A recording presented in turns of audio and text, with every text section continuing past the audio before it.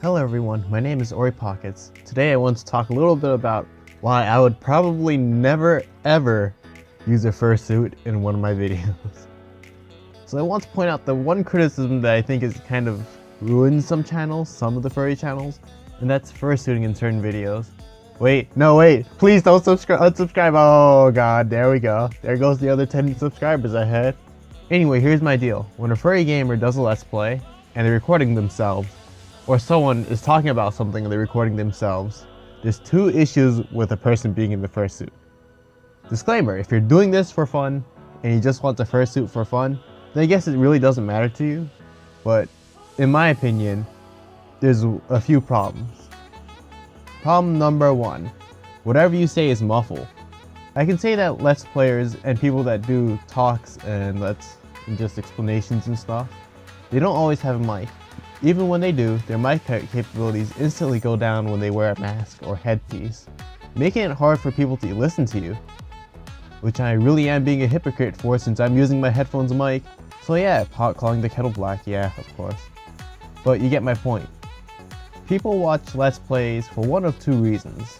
One, because they want to see the game, or two, they want to see you. And this goes for other things like people that do explanations too. They want to see either you or they want to have an explanation for something. More popular Let's Players like PewDiePie and Markiplier are in that second area where people want to see that person, while most of the others fall in the first category where people want to see a Let's Play of a game, not actually see the person play.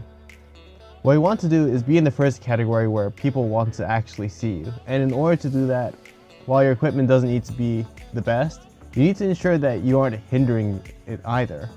For this very reason, wearing a mask is a little counterproductive in my opinion. I understand that you don't want to show your face, but on the other hand, it's gonna hurt you if you're gonna basically talk like Bane on the mic. Second issue, a reaction. I can say for a fact a lot of entertainment things, games or shows, depend on a lot of reaction and expression. So let me take for example Markiplier. Markiplier's probably best video series are probably his older videos where he actually got scared, which makes Five Nights at Freddy's the perfect storm, since people came to see him on top of seeing such a popular game series that people weren't willing to play themselves. Or two, his anger videos. And reactions are heavily based off of being able to see people's reactions. Unless you have some ridiculously expensive fursuit where you can actually tell the fursuit's expression or something weird, you're basically hurting yourself. You're shooting yourself in the foot. You can't see the person's reactions at all. If it had to be more blunt, you basically are having a camera on yourself of you doing nothing. Of course, there are tons of people that do well regardless. Some people actually don't record themselves like the Game Grumps. However, the reason this works is because they're absolutely hilarious and they're able to bounce off each other really well. So their reactions aren't necessary. However, on the other hand, you can actually hear their reaction and everything from just listening to them talk. It's very different from someone that might be amateurish and they're just starting off and they need to know that their reaction is just as important as the game they're playing, or even more important actually. People can argue that you always have your body reactions, it's not just the face. But that's not quite true either. Most Let's Players sit, so whatever body reaction they have sort of gets hindered. Two, they're usually fully suited, so again, this hinders body movement, and since you're usually generally puffy, it's kind of hard to make out reactions except something like arms.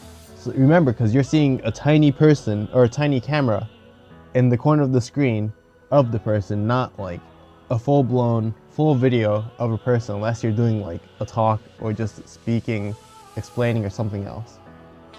So you know why I think it's kind of counterproductive? There's one other problem too. The fursuit is only so good. So let's say you bought a fursuit, $5,000. Looks pretty damn good.